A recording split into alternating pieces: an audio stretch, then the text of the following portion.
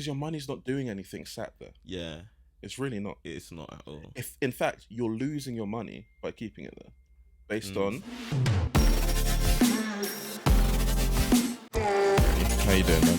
How you doing? Yeah, do you? You ready? Cool. Let's have a moment of silence, please.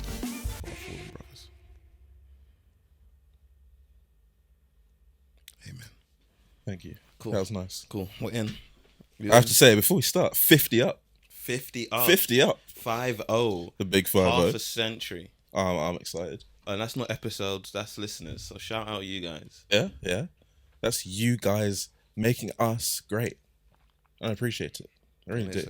Honestly. And hopefully we make you great as you listen to us. With our little tidbits and our... Had some great feedback as well. Oh, really? Episodes. People saying they like it. People saying various things about the sound quality in the last few episodes. That makes sense. That does make sense. We're growing with time. As I said, how the hell are we professionals? Some people said it was too long. Yeah. You know, I told those people. Oh, don't. I won't say it. But you know what I say told them. it for later. Say it for later. You know what I told them. Yeah. Charge it. Yeah. Well, welcome back to another episode. This is episode 6 of How the Hell Are We Professionals? And it won't keep you too long, but we will ask you for a subscribe. Yeah, subscribe. A like, a comment. Yeah. 5-star rating. Comment, some constructive criticism. All of that good stuff.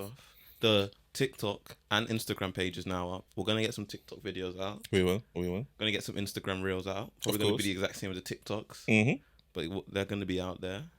And, want to say, if anything, message us on Instagram. Yeah.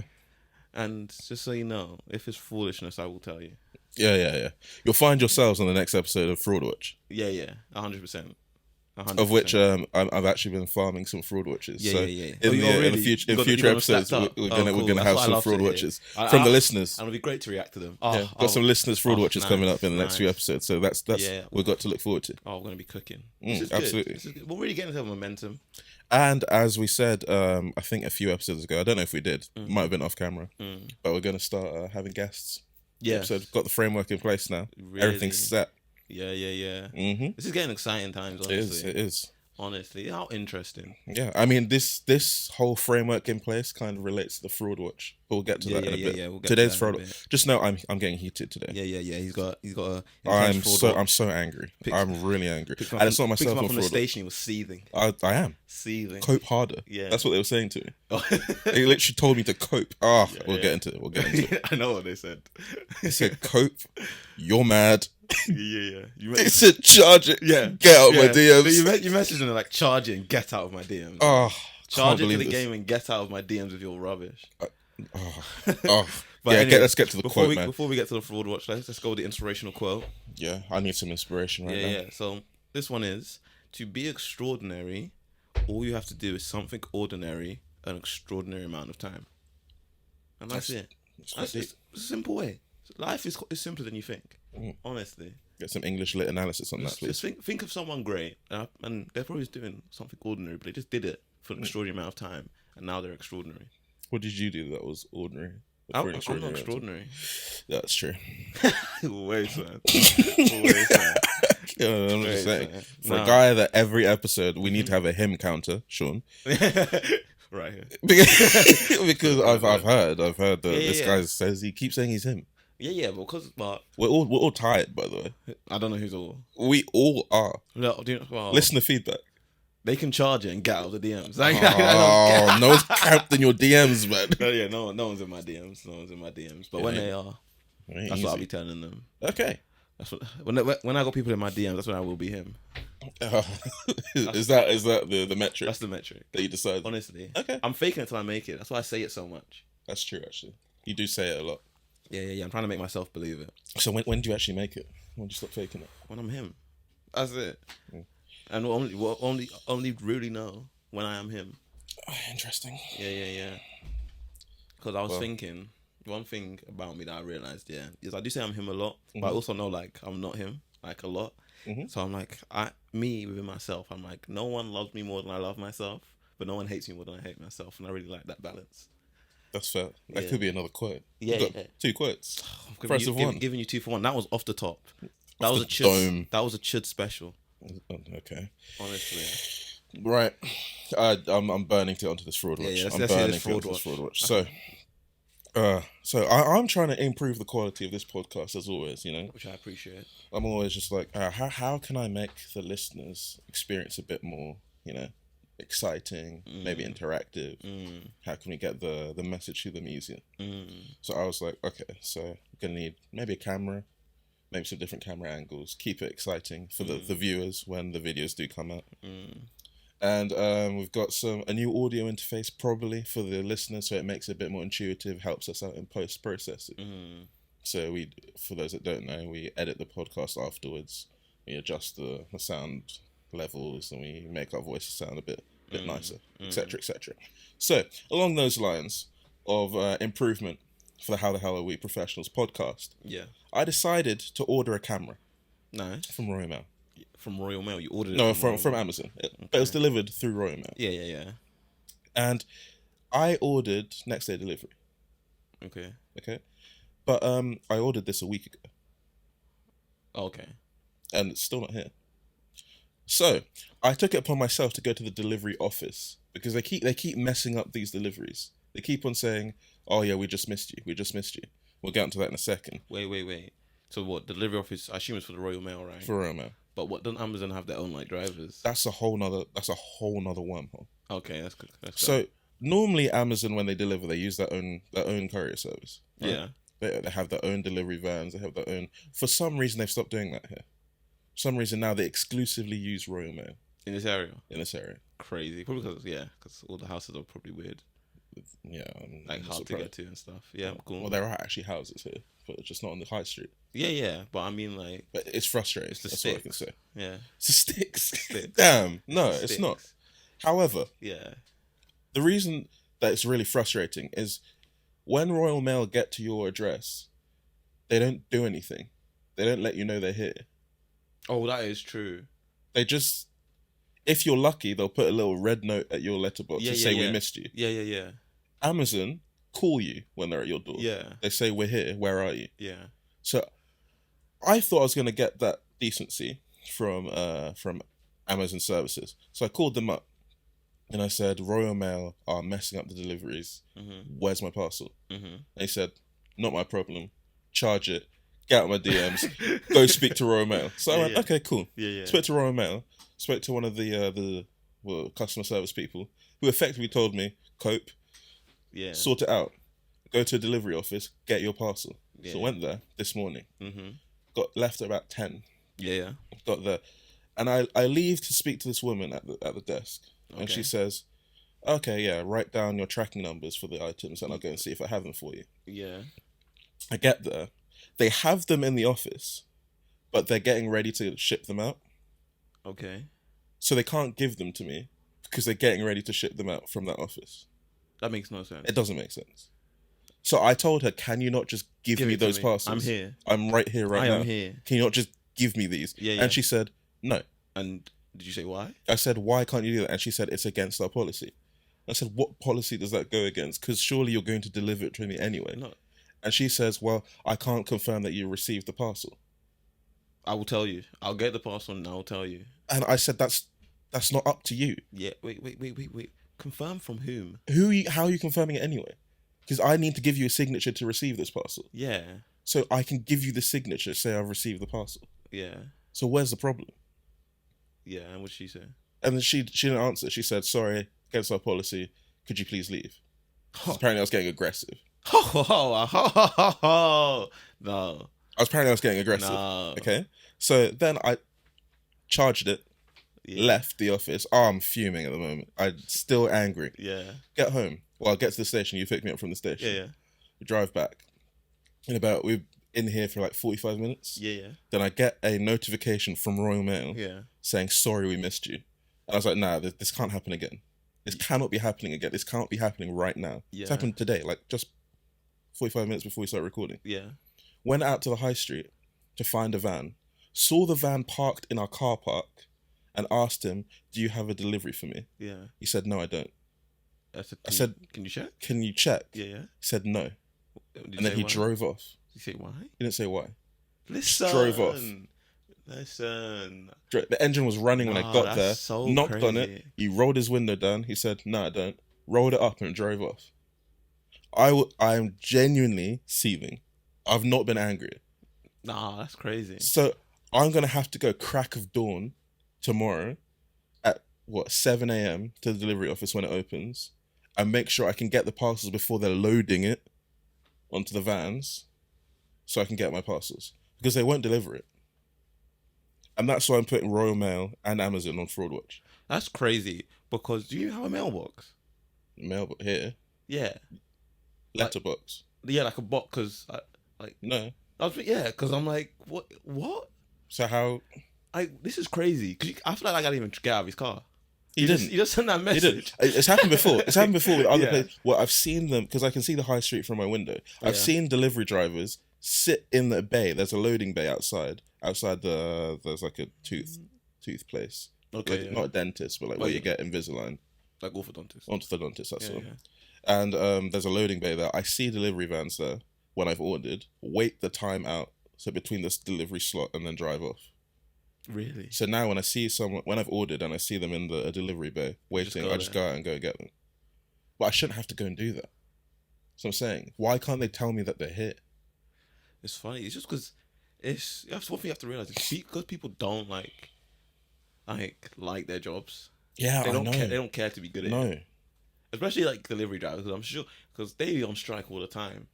Yeah. Because they just feel like they're not getting paid enough. Exactly.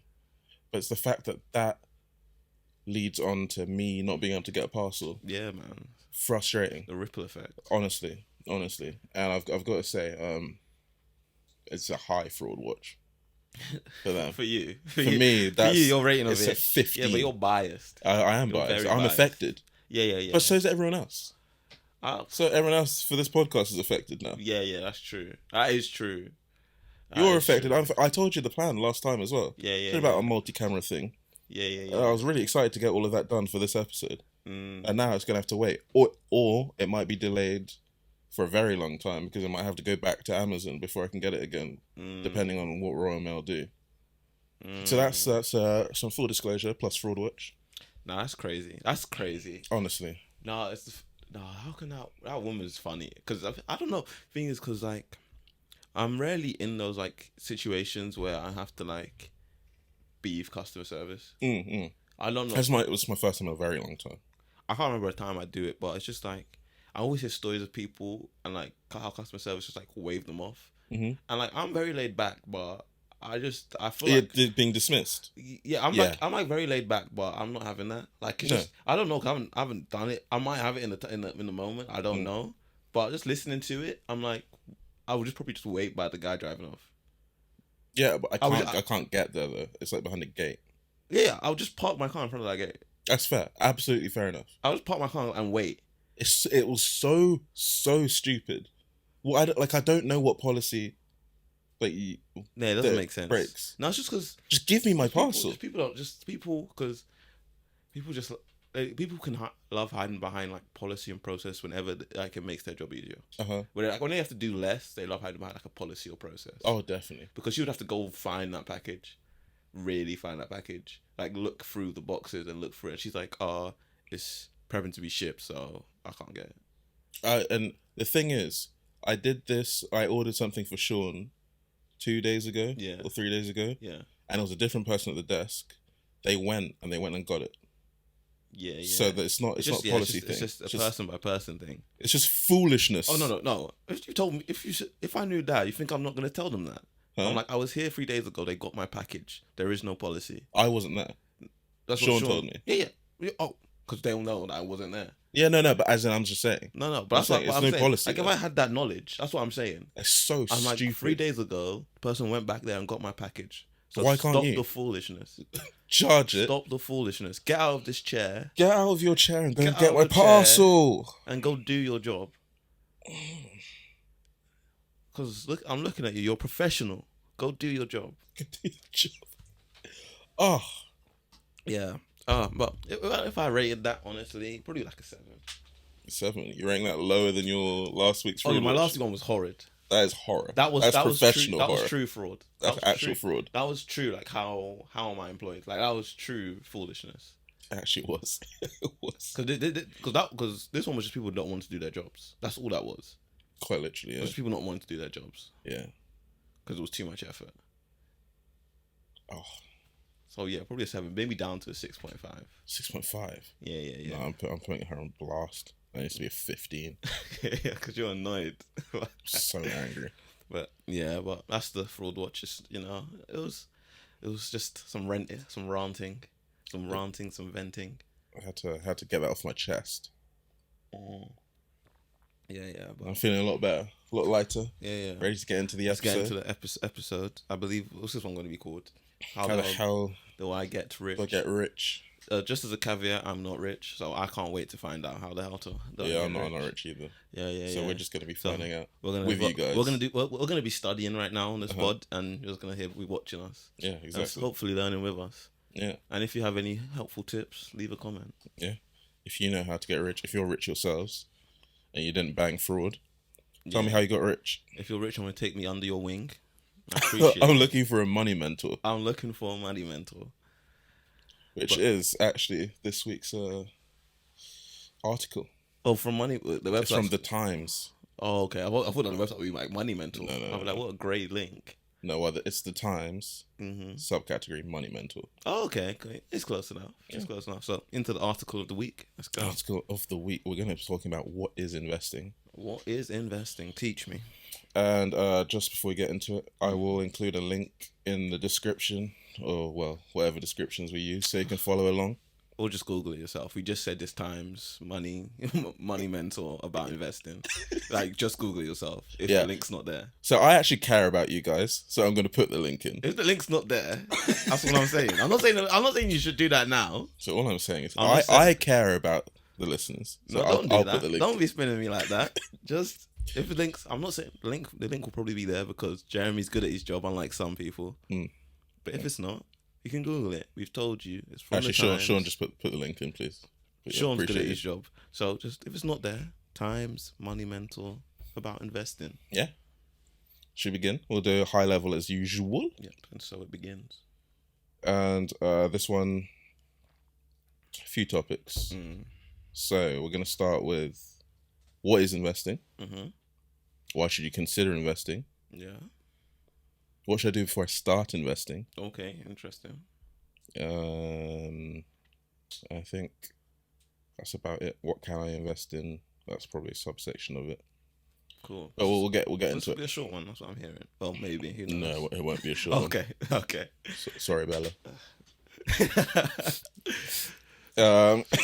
Charging down my DMs. Let's go. So what actually is investing? Do you know? How would you class investing? What would you define an investment? The word. The word. It's a lot of pressure. I wasn't prepped for this. That's okay. Off the cuff. I want to hear the article. I've got the answer. Winging is my bag. So investing is, I assume it's putting money in. Doesn't have to be money. Because you can invest time as well. It's actually, I have no idea. Now that you said that, I've been spun. It's doing something with the hope that it amplifies in the future. Pretty much. Oh, was that actually right? Pretty much. Jeez! Yeah. Oh, I'm so intelligent sometimes. Let's go. Read, what's the actual answer? That's there. So Money Mentor has it in terms of money, obviously. Of course, yeah. Investing is essentially buying something that you think you'll be able to sell at a higher price later on. Yeah, okay. So you cut off my money statement when it was about money. Because I'm being difficult. Just keep reading. Just keep reading, you waste, man. So, it says, let's clarify what investing isn't. No. Investing, and this going to tickle some, no, not tickle, ruffle some feathers. Tickles. It's going to ruffle some feathers, because, feathers and tickling. Yeah. That's where I got confused. I swear. It's going to ruffle some feathers. Let's clarify what investing isn't. Investing isn't stashing your cash in a savings account. Yeah. Some people aren't going to want to hear that. No, but that's simple. No, actually, no. It's counterintuitive. Yeah, let me not say that because I feel like that's quite rude of me to say. Like that's that's like general knowledge, but it's not. It's really not. Like because people aren't the wisest in general about money.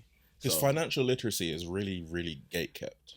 in society. And the thing is, like, financial literacy is really gate kept, and like actual like literacy, the average reading age in the UK is like 12. Yeah. So and that's taught throughout school. Yeah. So how the hell are people gonna know how to invest? Know how to make money a vehicle. Yeah, financial. Yeah. That's my bad. My apologies. My apologies.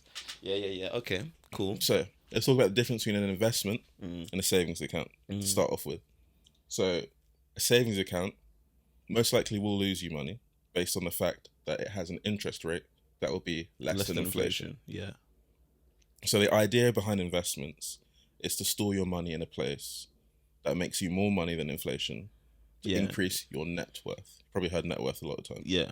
Net worth is just your wealth. Your wealth. Well, not technically. All your assets combined. Assets combined, really. And an asset is just something you have. An asset is something you have that something you own that doesn't lose you money because it's a liability. Yeah. So something you own that doesn't lose you money. Like if it stays the same, it still counts as an asset. That was kind of a liability due to inflation and it not changing. So like opportunity cost as well. Like a savings account could be seen as an asset because it doesn't lose you money, but it does. It loses you net wealth. It loses value. Yeah, value. There's a difference between cost and value as well. Yeah. So investing also isn't gambling. Them day traders. Oh yeah. If you make a wrong bet at your local bookies, you will lose all of your money. Yeah. Investing doesn't work that way. Whilst you're likely to experience losses while investing, you might not get back what you put in. That's a disclaimer, they have to say that. You're less likely to lose the lot compared to gambling. What's that other thing you would have to say? Like, I am not a financial advisor. This is not financial advice. Yeah, this is not financial advice. This is not financial advice. Yeah. I work in financial services, but this is not financial advice. This is not financial advice at all. I'm learning with you. Remember I said that. Yeah, this one's for the... No matter what I say after this, remember I said that, firstly, I'm not rich and I'm learning with you. This one's for the FCA and the PRA. And the FSCS. And the FSCS. Yeah. I'm not a financial... I am a financial professional, but I'm not giving financial advice. Yeah. I'm not giving financial advice. Cool. Disclaimers out of the way. We continue. Yeah. So now that we've got the what is investment out of the way, let's get into why should you consider investing. Why would you consider investing? Do you invest? I do. Do you? Why? What got you into it? Who got you into it? I read this book. I can't remember who it's by. I can't even remember what it's called. I think it's called The Simple Path to Wealth. Right. Yeah. And it just taught me about investing in index funds. The Simple Path to Wealth. Yeah. And it just breaks down like how the simplest way to wealth is investing in index funds. Yeah. Consistently. Yeah. For 40 years. For how many years? 40 years. Oh, yeah. And so, let's say I'm 22. I think I started that when I was like 19. Okay. If I continue to invest for that for 40 years, I'll be a millionaire. Oh, very easily. Very easily, yeah. The simple path to wealth. And it's just that simple. That's why I invest, just because I read a book.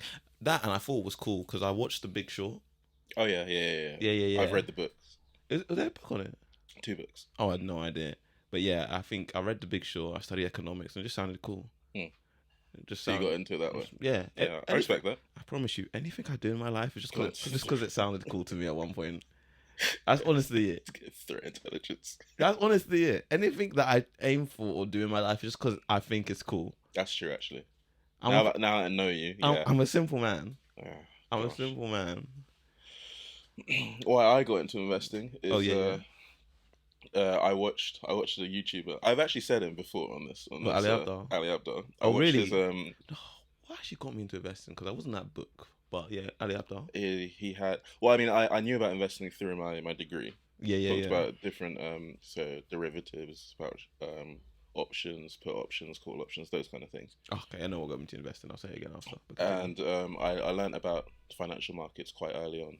Corporate finance was part of my modules at uni. And I thought, it's so cool that you can use money to make money.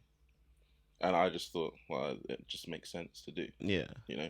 But also, I appreciate that not everyone's going to have that opportunity, so it's not as common sense as it makes out to appear. However, I got into it through the video, like properly into it. Yeah. When he talked about how he made quite a lot of money through crypto, and then through his normal stocks. And then he was talking about how he got into real estate and all of that. It's a really good video. It's about like half an hour long. It's like a deep dive into his investments. I think I watched another one where he says like that's the video that's made him the most amount of money on YouTube. I mean, that's also on YouTube. There's a lot of monies about making money. Yeah. Sorry, a lot of videos about making money, which make money. Yeah. So it's like a constant positive loop. Yeah, yeah. And it's like people reacting to, there are a lot of videos about how much I spent in a day. Yeah. Then that makes the money and people react to that, Yeah. which makes the money and people react to people reacting to making money, which makes more money. And then the YouTube economy keeps going up and up and up, etc., etc., etc. That's part of an economy. That's part of investment. Yeah, yeah. But I got into it through the video and I thought, wow, I'll give this a try. It's so interesting how YouTube is actually like own economy thing. It really is. There's creator economy. Yeah, it's pretty cool. And there's so much money in it. It's pretty cool. So much money. Yeah, it's weird there's so much money in it as well because I think last time I heard there were like 50 million YouTube channels. I imagine people can't even name more than 20. I don't think I could. And another thing that really blew my mind one time was that I didn't know who Mr. Beast was until he hit 50 million subscribers. And 49,999,999 other people did. Yeah, exactly. Yeah. That's how big the internet is to me. Yeah. Like, this guy was I didn't know who PewDiePie was until he got 10 million subscribers. Yeah. Like, the internet is just so big. Like, 10 million people know about this person, and but I have not a clue. Don't know him at all. And he pulls like 50 plus million views. Yeah. And I had never heard of him in my life. Like the internet I see is completely different from the internet these people see, and it's so cool. But so that's what got you into investing, the YouTube video. The YouTube videos, and then going into it, I saw the I don't know if you were around at the time, or like if you saw it at the time. There's the big squeeze, like the finance bros, right? On Reddit. No. Oh, the GameStop thing. The GameStop thing. Oh, did you get involved in that? I got involved in it. I know one of my friends. I made money on it. Yeah. I know one of my friends. I think what was his name? I don't even might know him actually. What did he study? I think he studied economics. Possibly. Uni.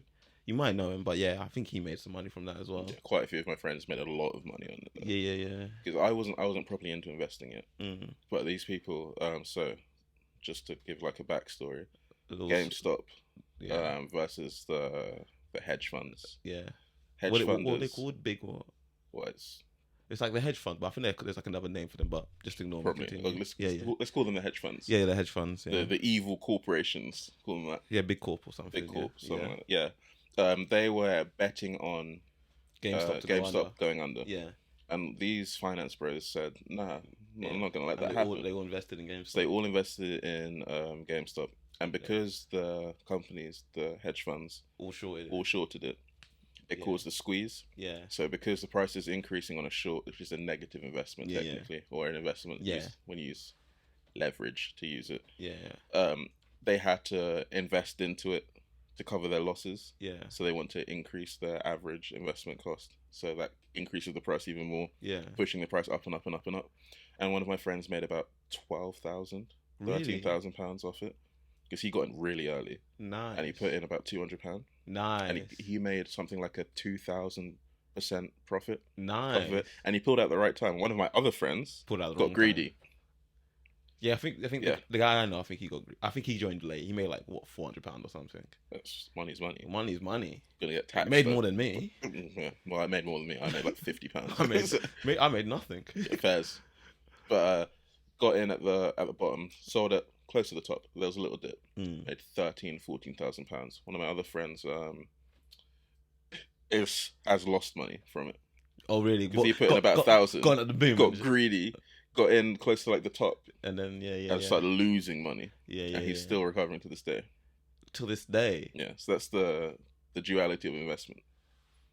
Crazy. Yeah. Now, how are you recovering? You lost £1,000. Isn't that like a few paychecks? Do you not have a job? Is he still a uni student? He's not got a job, no. Oh, okay, that makes sense. That's why. Yeah. I have to say, just charge it. Get out of my DMs. Charge it and get out of my DMs. Like what? Anyway, yeah. What were you saying? Why did you get into investing? Oh yeah, because my brother became an investment banker. and I had no idea. That makes sense. I was like, I don't know what investment banking is. So I was like, oh, what's some like? And then I was learning about investing there. I think that's it. Yeah. But it's like investing is like one of those things where I don't know. There's the point where I just knew what it was and I just did research into it. Fair enough. Like there's the point where like investing is this thing that makes you money, and I just looked into what it was. That was it. Like I just heard about it. So I can't remember where. It might be my brother being an investment banker. It might be when I was studying economics at GCSE or A level. I just thought maybe I'll just get in on this. I just heard about it. What I'm trying to think, because I can't remember. Because I got like my first job at 16, and I think I truly learned about it when I was 18. Right. Because I remember I looked back at all the money I earned when I was 16 to 18. Yeah. Like I wasted this. Yeah. I wasted this away. But I was earning peanuts. I think I was getting paid £4 an hour, £5 an hour. £5 an hour. £5 an hour. That's slavery, my brother. Yeah. £5 an hour. So I didn't waste a lot, but didn't have much to waste. I didn't have much to waste, but it was still a waste that that's fair. I could have been doing serious, because 16 to 18, I don't really need. All I'm spending my money on is uselessness. I maybe bought some shoes. Yeah, I think I bought an Xbox. Nah, not 17. Nah, well, I think I bought shoes, maybe a watch. Fairs. Well, that's not a smart investment. Yeah, well, a watch would be. A watch would be, but shoes not. Not shoes. Not shoes can be, because they can also be appreciated asset. But you weren't. I was buying them as a collection. I wasn't on. I see, because I'm not on a money making mindset like that. It's just not in me to innately think of making money. That's fair. Because like even I'm in Australia and I bought like these Jordan 3s. Yeah. And I got them for like $140. Yeah. If I came back and sold them straight up, you would have made so much money. I would have made like £250 profit. Yeah. Each. I just wear them. Each probably, wouldn't you? Or is that in total? In total. So I bought one pair for $140. Yeah. I probably could have sold it for like $400. Yeah, easily. Yeah. But you could have bought multiple pairs. Yeah, I could have bought multiple. Exactly. But I'm just not on that money making mindset. I can tell. Because I don't know. You're not seeing all this. You're not seeing the arbitrage opportunities around. This is why I'm really scared I'm not gonna make it in life, because I'm not money focused like that to the point where but you're the ideas guy. Well, yeah, it's true. Which is why you need to be coupled with someone who is the money guy. Yeah. I need someone who's on a hustle. Yeah, you need a hustler. I need a hustler. Hustler and the visionary. Yeah, I'm the visionary. I need a hustler. Yeah, I need a hustler. That's why this podcast works. Yeah, honestly, it does. You're the visionary. I'm the hustler. Yeah, it's true. Because everything that actually happens here is because of you. I mean, I just come with like ideas for like. Yeah, you come. I come with like ideas. Like, oh, we can talk about this. This will be good. This will be a good part of it. This will be a good part of it, and then you actually put it into motion. You're the architect. I'm the structural engineer. Oh, we're loving it. Jeez, you make a good team. Let's go. You make a good team. This is crazy. Should we get onto why you should consider investing? Yes, yeah. Wait, what was that first point again? What is investing? And then there was why should you consider investing, and I just went, why did you get into it? Oh, okay, yeah. So why considering investing, why should you? 3 reasons. 1, building up cash isn't always enough. 2, your money can really multiply in the long run. Fact. Get into that. And 3, links onto 2, the power of compound interest. Oh, compound interest is a great thing. It depends. In positives, positively. Negatively. Student loan compound interest is awful. Student loan isn't really that. Unless you're talking about graduate. Did you graduate loan. Did you? I've heard about the new student loan. The new student loan. Crazy behavior. Crazy. Unreal. Let's go into question 1. Yeah. We'll cover that in 2 and 3. Point 1. Well, building up cash isn't always enough. So before you even start investing, we'll probably get onto that in a second. But there is always something you should start. You should always start an emergency fund. Yeah. Which is 3 to 6 months of your savings, to make sure that when you do invest of your income. Sorry. Yeah. So if you lose your job, you could survive for 3 to 6 months. And also, it helps that you don't have to pull out money from your investments, so to cover off an accident or an emergency or something like that. Because as we'll get on to in a second, the power of compound interest is so great that you don't want to ruin that at all. You really want to invest and forget. Take the set and forget approach, because that will make you more money in the long run. Okay. Short term, fairs. But long term, you want to make sure that as much money is staying in the same place as possible and not touching it. So, what Money Mentor says is it's important to stash some cash in an easy access account for emergencies. What we said. You have substantial savings, and then leaving it all in cash may not be the best idea. And this is particularly true when the cost of living is rising as rapidly as it is now. Because he lives. Wait. because he lives. No, wait, say that again for me. Sorry.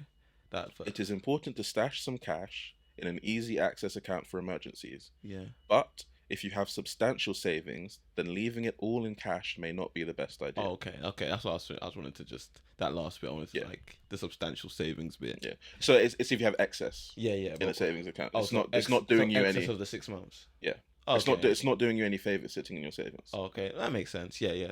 That makes sense. Yeah. So if you've got 3 to 6 months of living expenses saved up, then after that, just invest all the rest.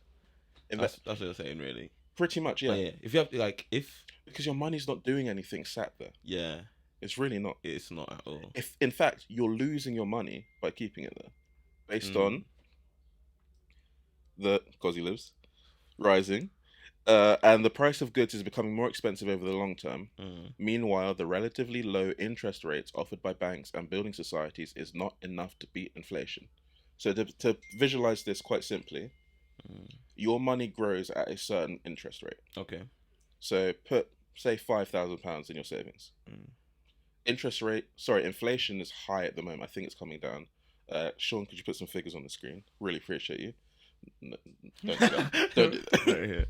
So we've got interest rate, we've got inflation. And the difference between the two is interest rates work in your favor, inflation works against you. Yeah.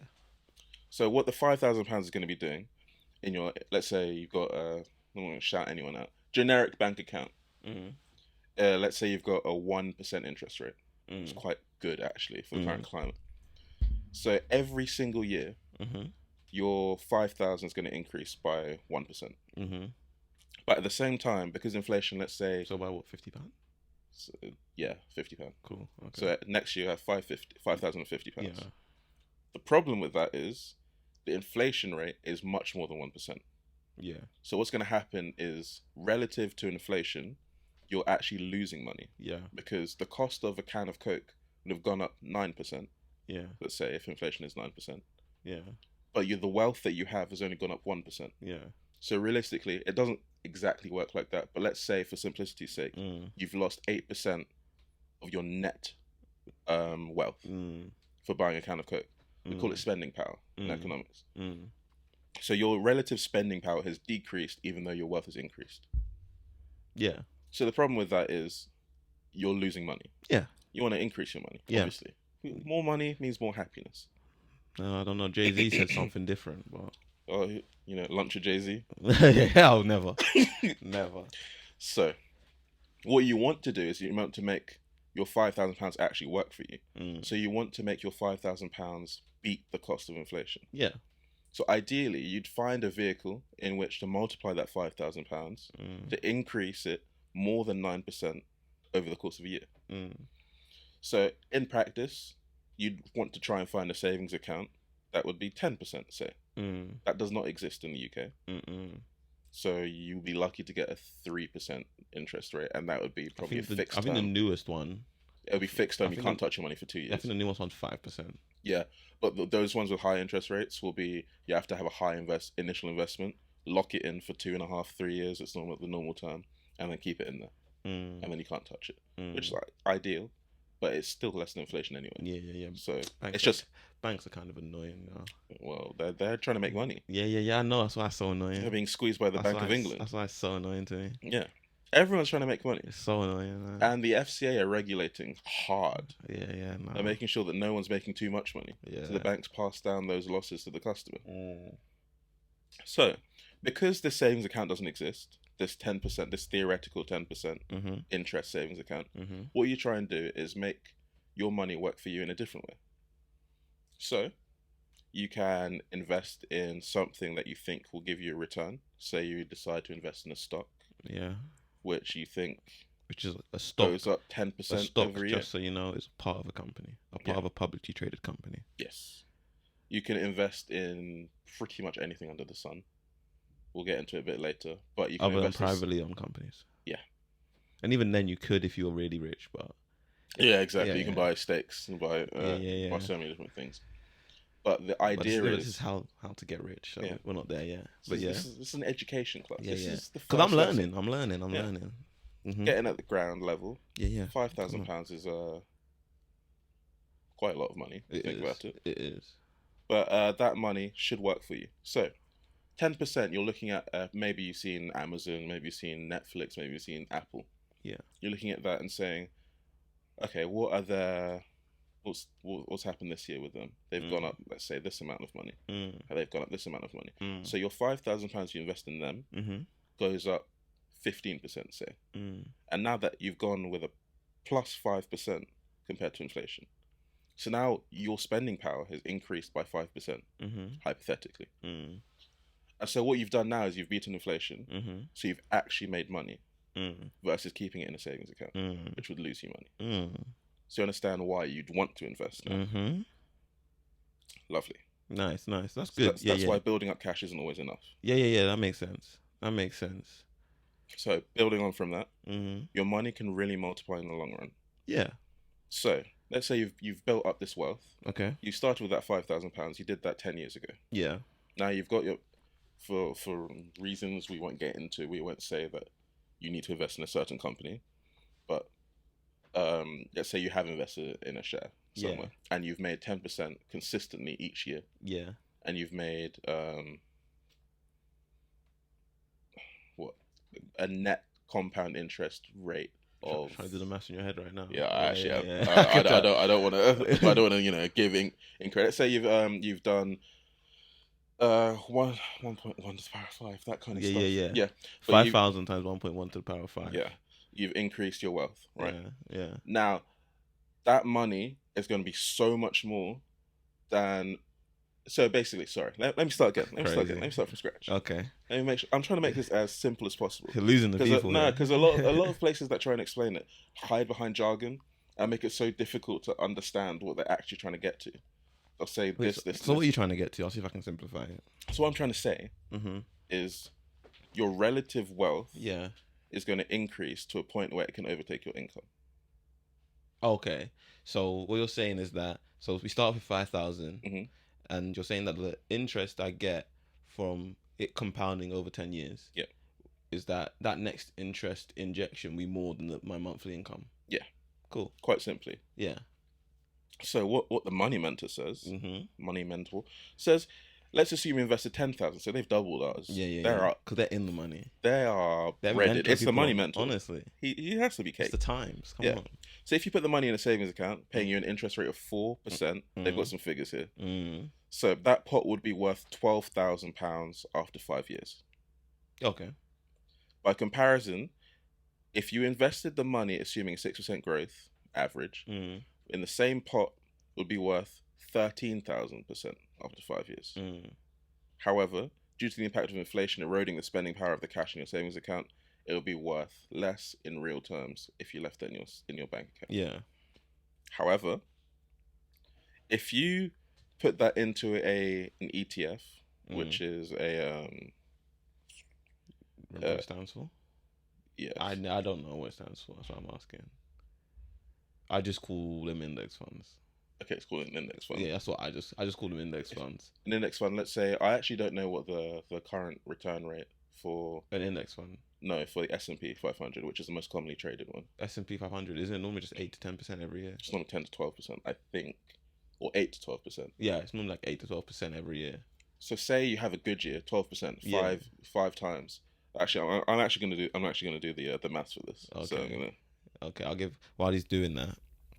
Yeah, so 8 to 12% for five times for S&P 500, and the index fund is just a group of the most commonly, like the biggest companies in the world, depending on the index. So there are different indexes. The most commonly one known, S&P 500, which is the 500 biggest companies in America. The one in the UK, FTSE 100, the 100 biggest companies in the UK. These are all different indexes that track how well the top 100 companies are doing or top 500 companies are doing.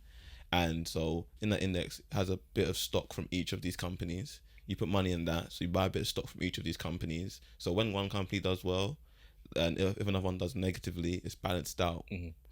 And so it's just, and normally the top 100 companies in the UK, normally they always grow, like, because the economy gets bigger naturally as we live. Yeah. And when it doesn't, Armageddon will take over. So, but yeah, you done the maths? I have done the maths. So we heard what happens when you invest in a savings account at 4%. Assuming for, I said, an increased rate of 10%. Just so you know, split down the middle. So at a 4% for your savings, it would be £12,166. Okay. For 5 years. For 5 years. Okay. But if you invested in an ETF, an index fund, let's say the S&P 500. What's an ETF? The F stands exchange. for fund. I think it's exchange traded fund. Or something. £16,105. Cut 4K. A 4K difference over 5 years, and that's only going to increase. That's only going up. So 5K off the bat, an increase over 5 years, drastic increase. Plus in real terms, that money is obviously a bit less due to inflation. In the future, but that £12,000 would be less than it actually is. Less than inflation. Less than the inflated value. You see what I'm trying to say? Yeah, I understand completely what you're trying to say. Just make sure it's simple enough to understand. I understand. So so you saved 4%, 10K, 4%, got 12K, and inflation was 6%. So realistically, you've lost money. Realistically, you've lost 5 years. Yeah, you've lost money over the 5 years because that's so. If you then did it for 6%, I'm just gonna estimate and say it's 13K. Like around 13,200. That's if it was at interest at 6%, it'd be what you've lost there is a K, really. Because of the 6% working against you, this is now worth. Well, if it was at 6% that was increasing with it, it'd be 10K to 13K if it was at 6%. But yours was at 4%, which is 10K to 12K. So there's a 1K difference in the 13K and 12K because of that inflation change. While if you invested, it would be at 16K, so you would have made 3K difference. Exactly. You'd be up 3K versus real term down 1K. So fucking invest. Which kind of ties on to point number 3, which is the power of compound interest. Oh yeah. Which is what we were just trying. Your money works for you. So and it's not linear. So I have to explain to a lot of my friends. It's exponential. Exponential is such an ugly word. Well, you just have to say. Don't know what it means. Google it. I'm joking. I'm joking. So as I said, I care about the listeners. No, okay. So I'm just gonna do it with my hands, okay? So linear is a straight line. It's like this. It's just a straight line. Exponential is like it curves. So it starts off not too much, and then it increases rapidly.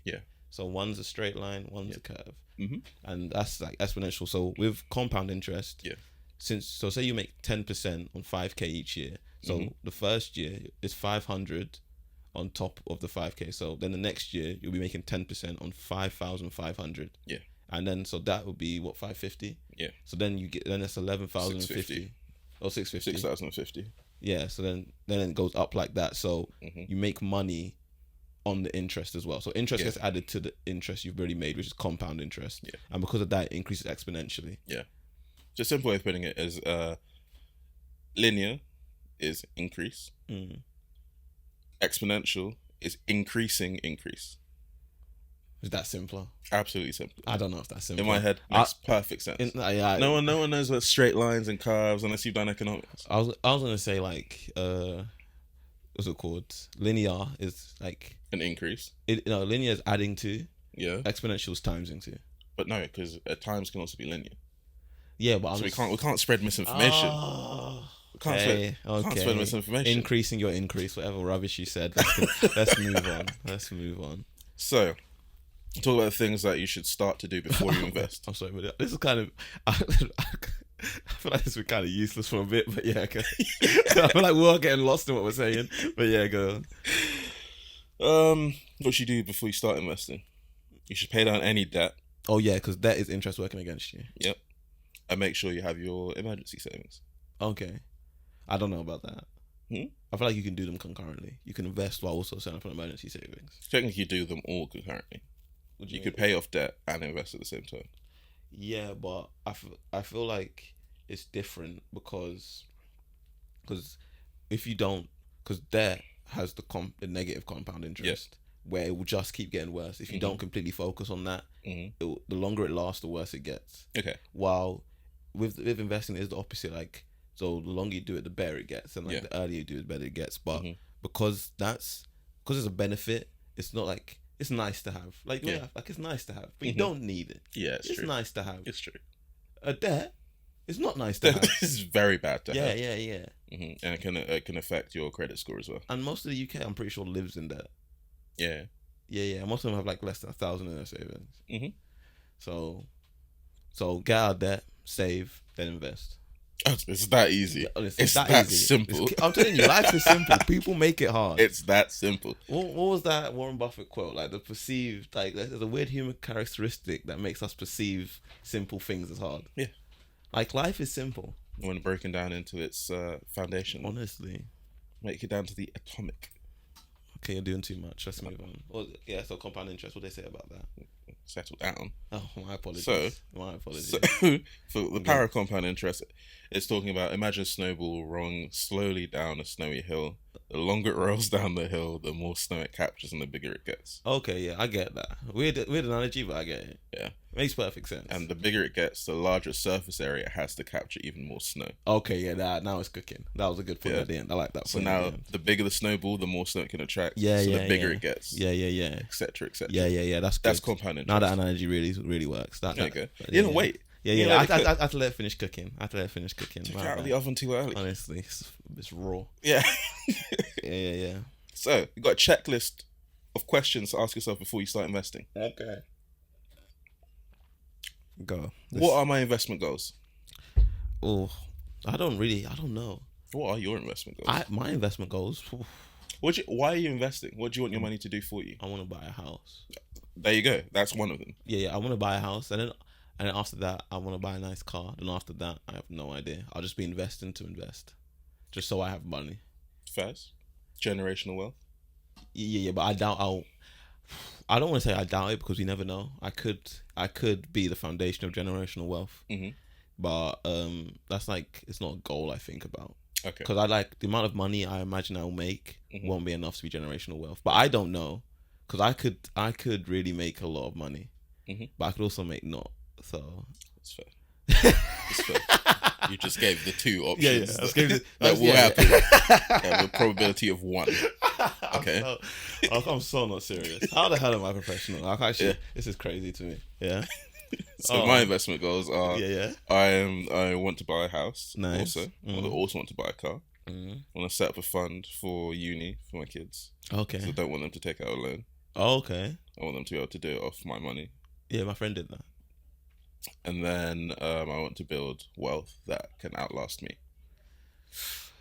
I don't know. Well, it'd be nice, but I've never. That's just my goals. Yeah. That's my goals. Yeah, I don't know. I'm so roasting my goals. My apologies. I don't know what's happening today.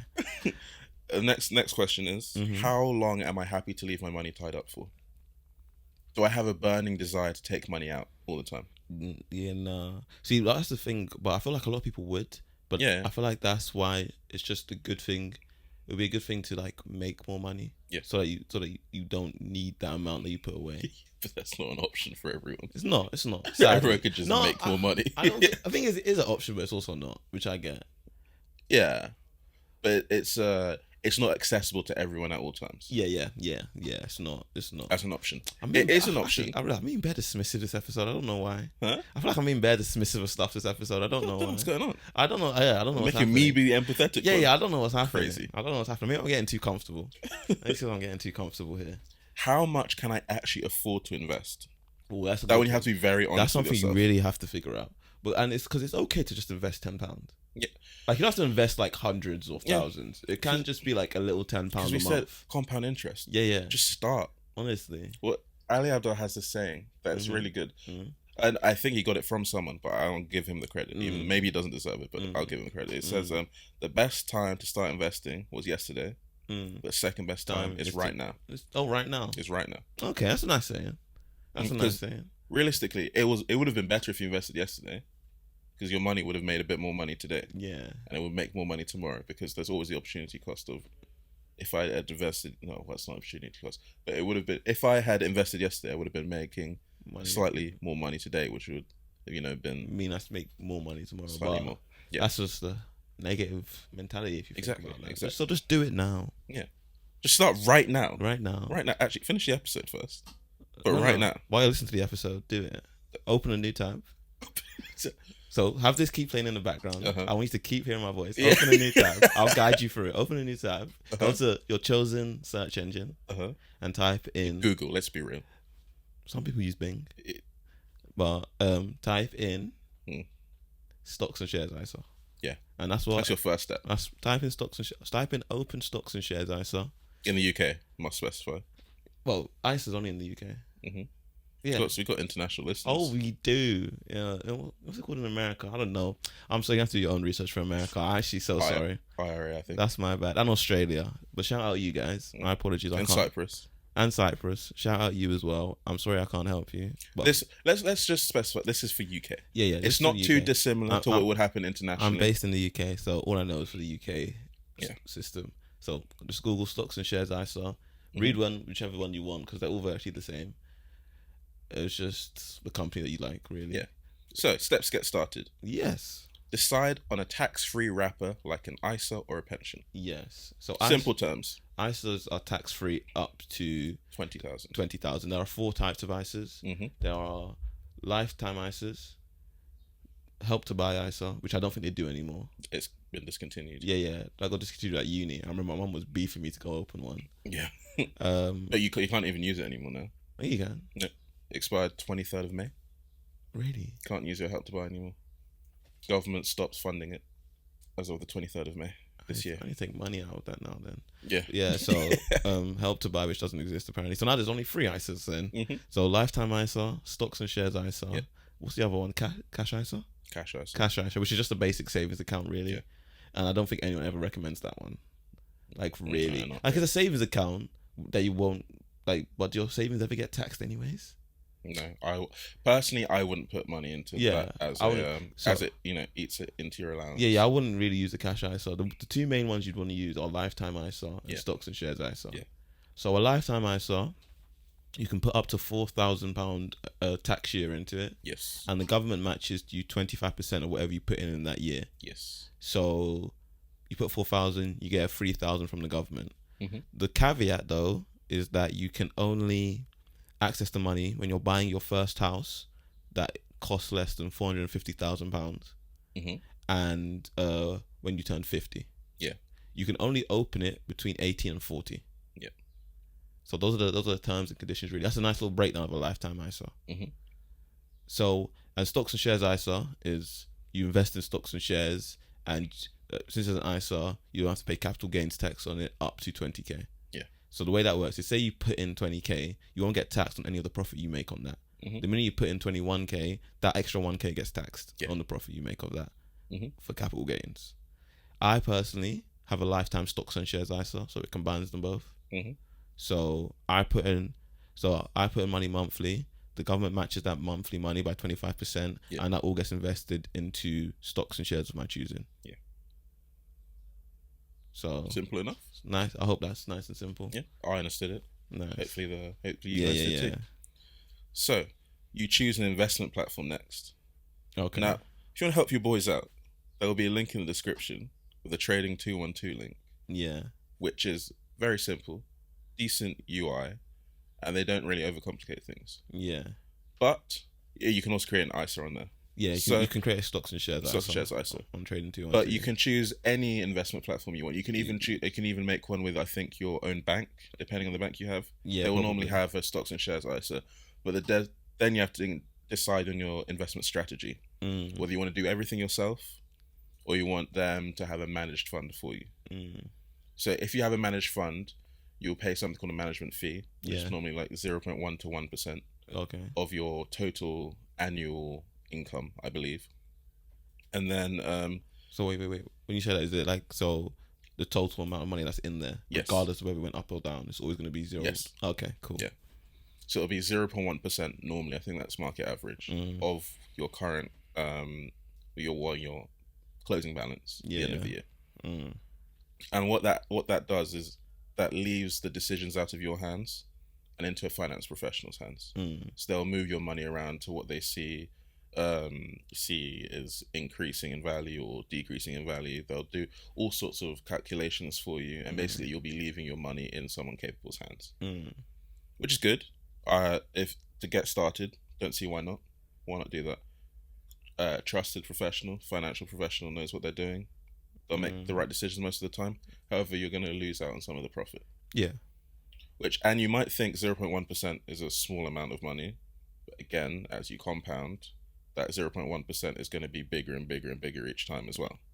Especially when you get to a 1% fee, which doesn't seem like much, but it's astronomical when you hit some higher figures. And hopefully you guys get to those higher figures. That's what we want. We want you guys to be up. Yeah.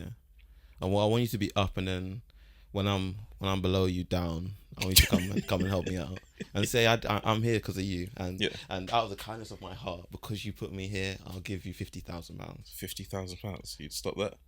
That's right. No. I imagine multiple people will be doing it.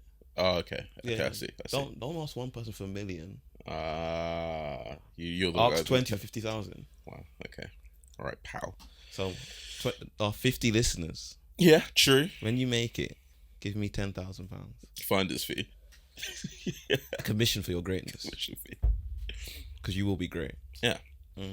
We kind of talked about this a bit before, but what can you invest in? So you've got shares, bonds, yes, funds, yes, and property. Okay. You can also invest in precious metals, wine, gold. Well, precious metals. Oh yeah, oil. Sorry, commodities. Oil, that's what commodities. I meant. Yeah, commodities. Commodities. And so there are different trading platforms for all of these.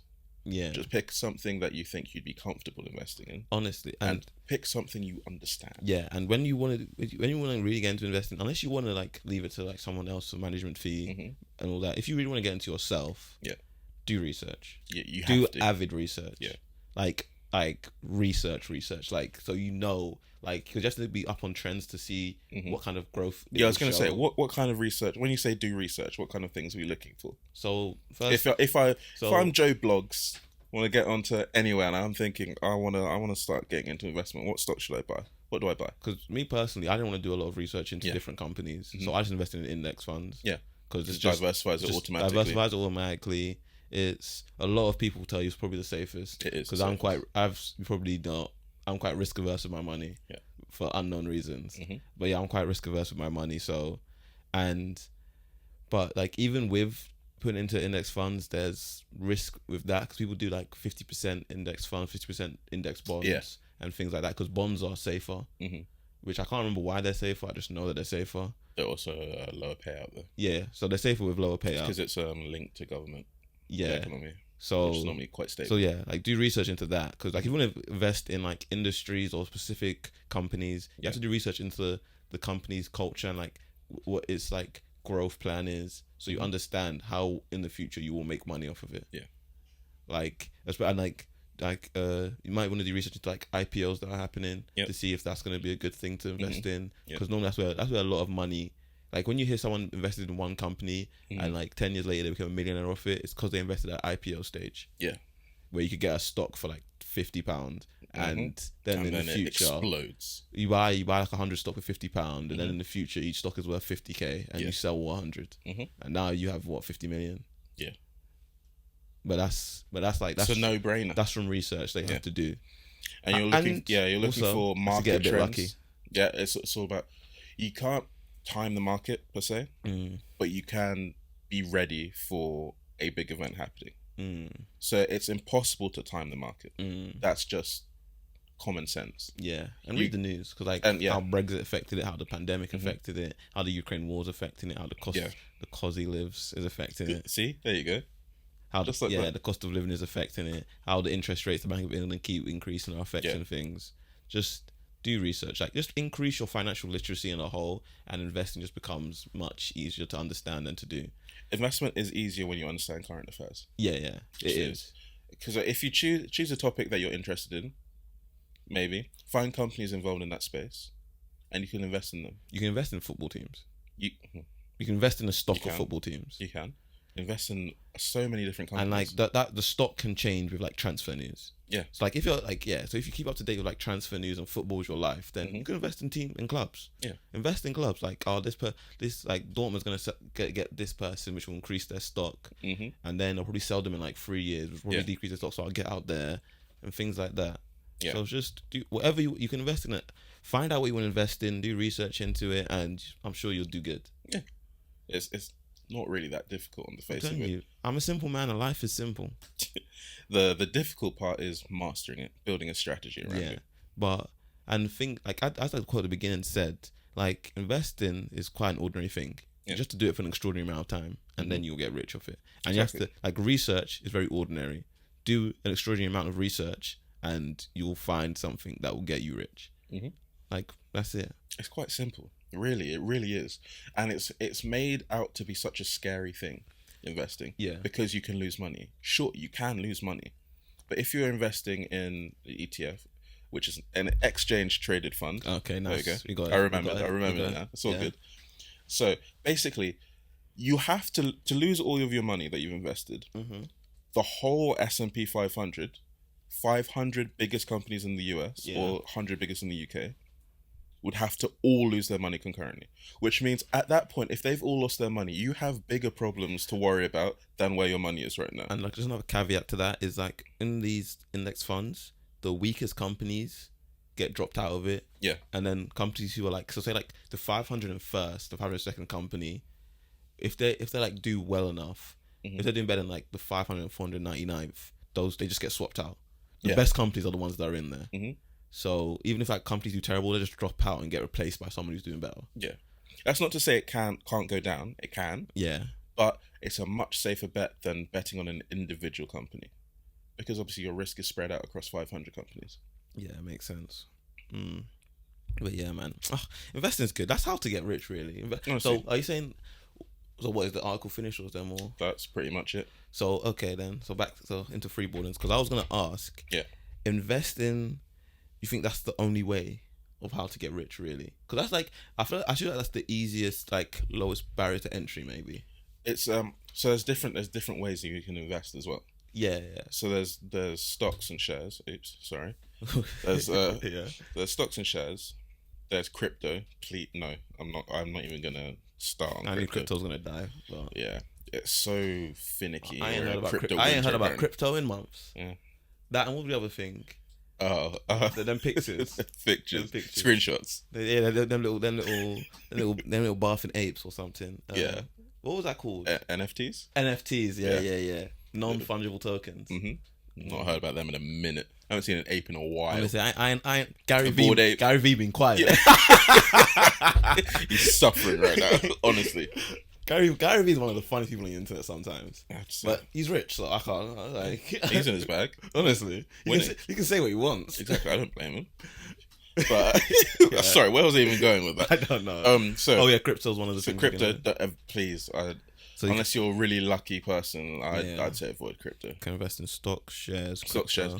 Real estate has highest barrier to entry, but is the most profitable, I think, realistically. Really? But I feel like not like a lot of people make it rich just off real estate.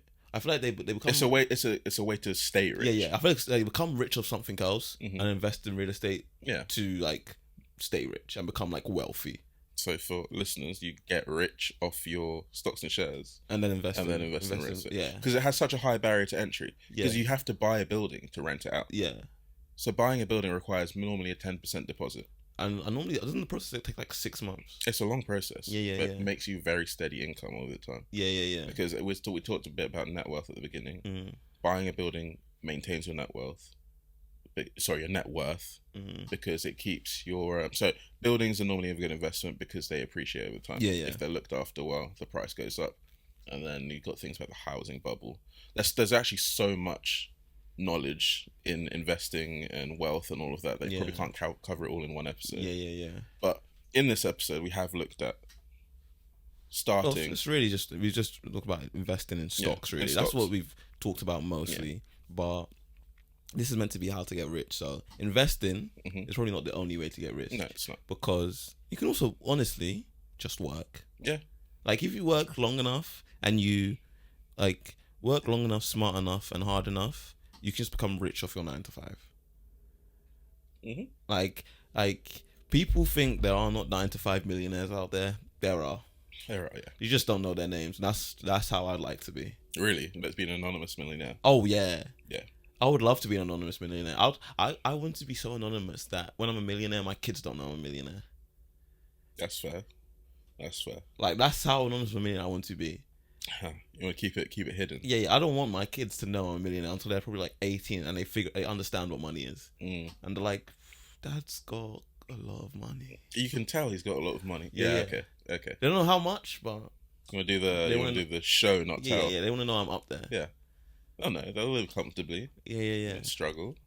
I don't know if I said this on here, but did I tell you how I want to like teach my kids about money? Yeah, you did. Yeah, you the did. bank of mum and dad. You didn't put it on the podcast, but yeah.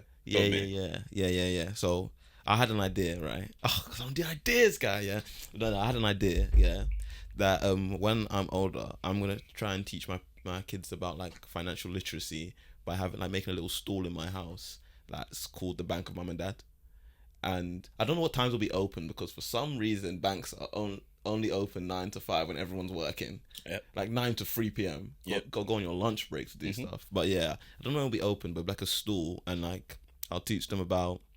I'll get them to do like jobs around the house and give them like salary. I'll tax them the salary, and as they get older and they do more jobs, the amount of salary they get will increase, and I'll tax them more of that salary. And then if they want to get something, I'll teach them about getting a loan from me and having to pay interest back and things like that. And it's just gonna be like a little stall in my house that teaches them. That's gonna have the sign Bank of Mum and Dad on the top. That's gonna teach them how economics works. Yeah, that's just a cool idea I had. So to get rich, really, I want to try and get rich off a 9 to 5. Fairs. That's what I want. I would like to I would love it if I made 7 figures working my day job. But I know after a certain while, even if it's never really just gonna be 9 to 5. No. It'll probably be like 7 to 10. Yeah. Probably like 15 hours and like hour for my eating time and the rest for sleep. Like that'll probably be a period of my life if I really want to make money just doing my day job. You've got to grind. Yeah, because there are rich kids, but that's just generational wealth, innit? Like no one who truly made it rich made it easy. No, of course. Like they all hustled in their own kind of way, and that's why I kind of have respect for anyone that's rich. Like a lot of people think people are undeservingly rich, but I personally don't think anyone deserves anything in general. So right. But even if you're a rich kid, like that means someone in your family line did something of note that made this generational wealth. Yeah. Or and even of note, being like a terrible person to in history is something of note, to be fair. It's not like I respect it, but I don't respect it because you did something terrible, but I respect it because look what you've done for your dynasty. Oh yeah. You respect the outcome, but not the event. Yeah. I respect the outcome, and I can respect that. To get this outcome is not easy, no matter what you do. Yeah, okay. Unless you win the lottery, and even then, people who win the lottery, you got to pay that pound all the time. Yeah, you got to be consistent. There might be someone, but I don't think there's anyone who's won the lottery the first time they played it. Yeah, fairs. Yeah, they did something ordinary. Was paying £1 to the lottery for an extraordinary amount of time, and they became a millionaire in the end. Yeah. Just about break even. Yeah. Definitely not break even. Because I don't think another thing, I don't think people understand just how much money is how much money. Yeah, a lot of people don't understand the actual value of money. That's why. It's crazy. A lot of people saying they wouldn't do something for £10,000. Do you know how much £10,000 is? I don't think people understand. I don't think people truly understand. I wouldn't do something for £10,000 just because money's not like a motivator like that for me. Like that amount of money wouldn't get me. That wouldn't get me out. It would get me out of bed in the morning. I was gonna say. I couldn't go through with that. What? But that amount of money wouldn't get me to do anything crazy wild. But would it not? £10,000? No. Depending on what it is, no. I wouldn't be able to do something crazy wild. That's just against my morals or something. I wouldn't kill someone for £10,000. Oh no. Yeah, exactly. No, but exactly because it's just not worth the stress of that amount of money. 10 million? Who do you want dead? Who do you want dead? Give me a time name. and a place. Just give me a name. Just give me. I'll do the rest for 10 mil. Just give me a name. Yeah, fair. Give me a full name and a date of birth, and I will do the rest for legal reasons. Just as a joke. Yeah. I am not a financial advisor. This is not financial advice. This is not financial advice. Right. This is not financial advice. It never has been. But yeah, because I remember when I realized just how much money is when I saw one video breaking down between $1 million and $1 billion. Yeah. That like viral video that where the guy broke it down, and I was like, yeah, people don't understand, because even $1 million is a lot of money. Yeah, like a lot of money. Yeah, because like one thing that puts it into like perspective for me is, you know, credits. Yes. In cinema. Yes. Like that thing goes for like 14 minutes of loads of people's names. Yeah, and then like, let's say John Wick. Yeah, John Wick, the first film cost like 45 million. The credits is 10 minutes long, and that's just names. Yes, and 45 million paid all of those people. Yeah, which is insane. Yeah. Like that's insane. 45, and it's not just one. It's multiple blocks. It's multiple blocks of multiple people. Yeah, and like companies. And the crazy bit is like companies that also have people, by the way. And the crazy bit is like, say this was 45 million, and like Keanu Reeves got 5 million, so 40 million paid the rest. Yeah, and like let's say the director got like 2 million. Yeah, so really all these like other people probably 30 mil. Yeah, because like all these other people got paid off like 30 mil, because they also had to buy equipment. Yeah. Had to buy all of this stuff. They had to like expense locations and flight. Like it's crazy. Travel, all of that stuff. That's when that's making a profit as well. Yeah, that's when I really understood just how much like $1 million is. Like just how many people $1 million can pay. Yeah, it's crazy. And can pay well. Yeah. It makes a lot. Like that's a lot of money. Do you know how much it is to get? When you think about getting £1,000 a day, that's not even $500,000 a year. It's crazy.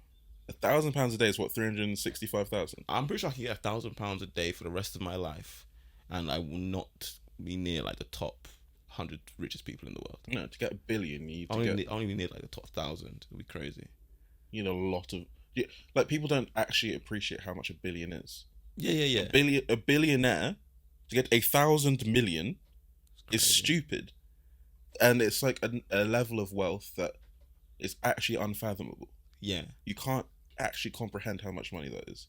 Yeah, it's insane. It's ridiculous. Like because I think about like The Dark Knight. Yeah, you know that bit where Joker burns the money. Yeah. That I'm pretty sure was like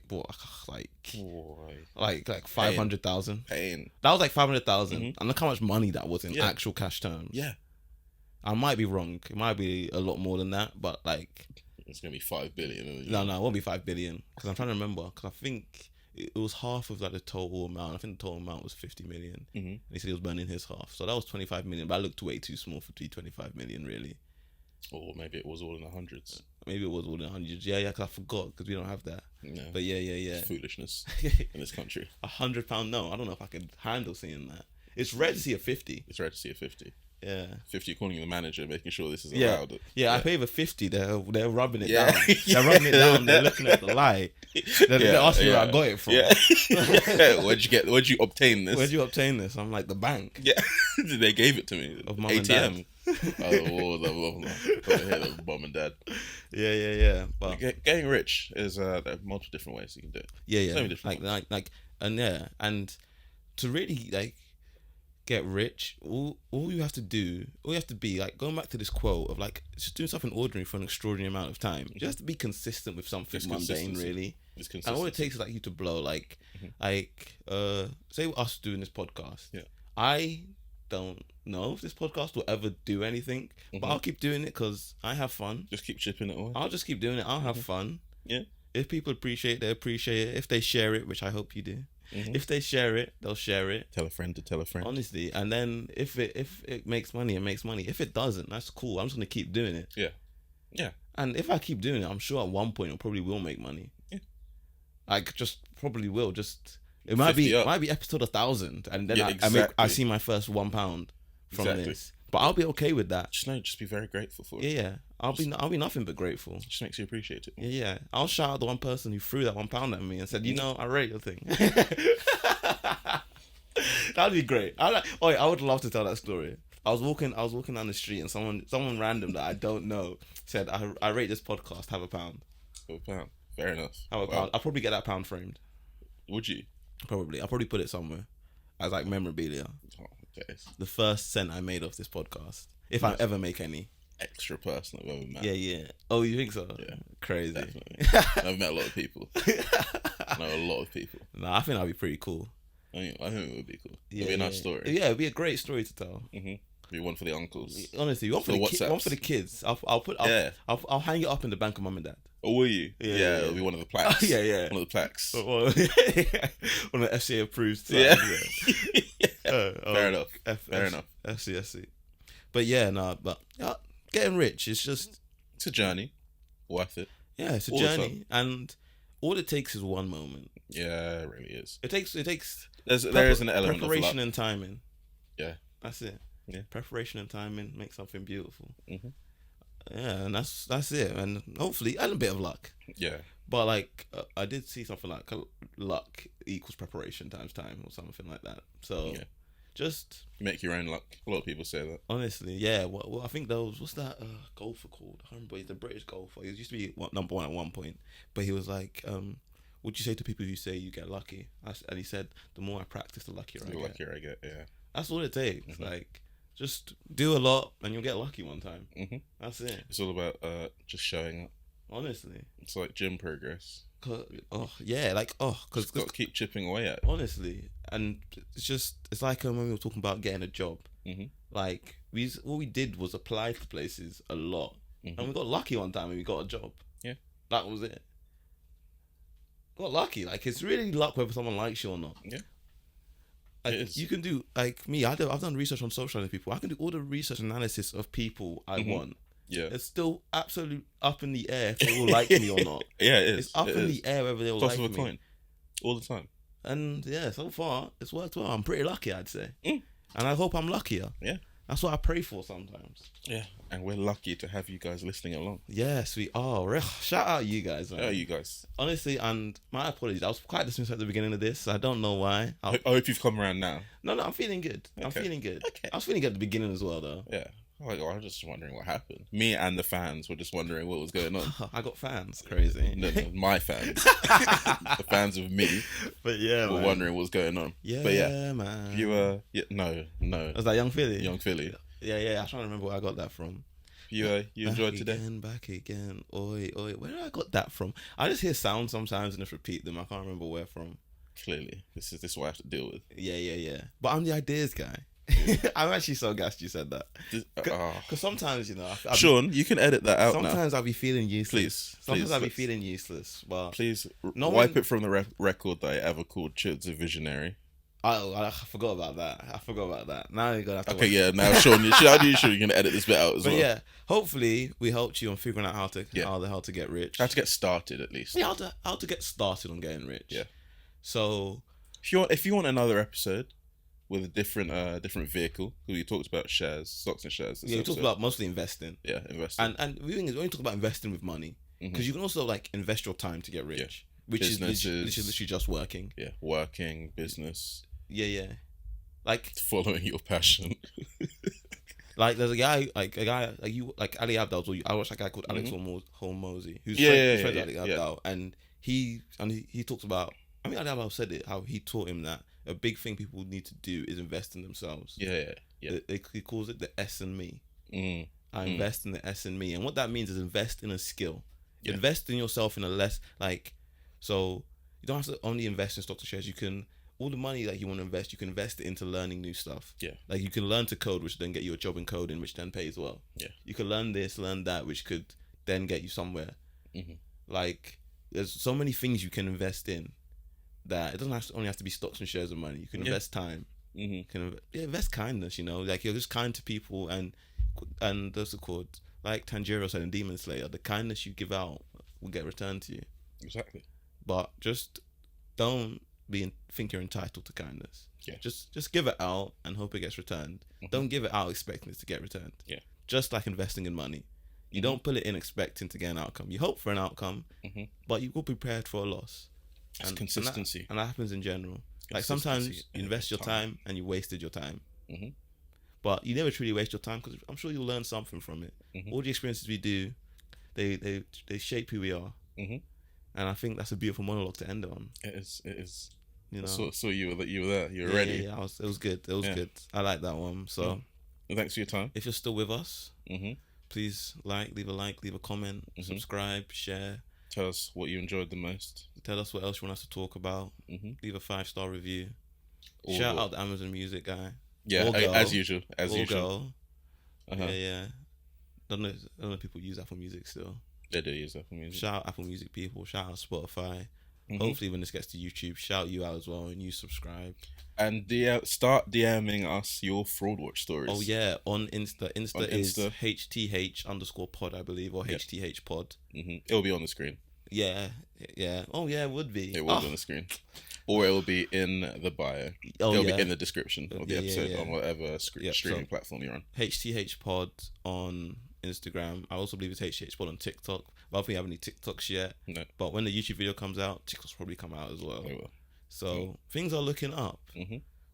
Thanks to you guys. Maybe one day I can say I'm a businessman. But until then, I'm a young professional. Until then, you're just a visionary. I'm just a visionary. Cut the tape. Yeah, cut it. I don't want to hear any more.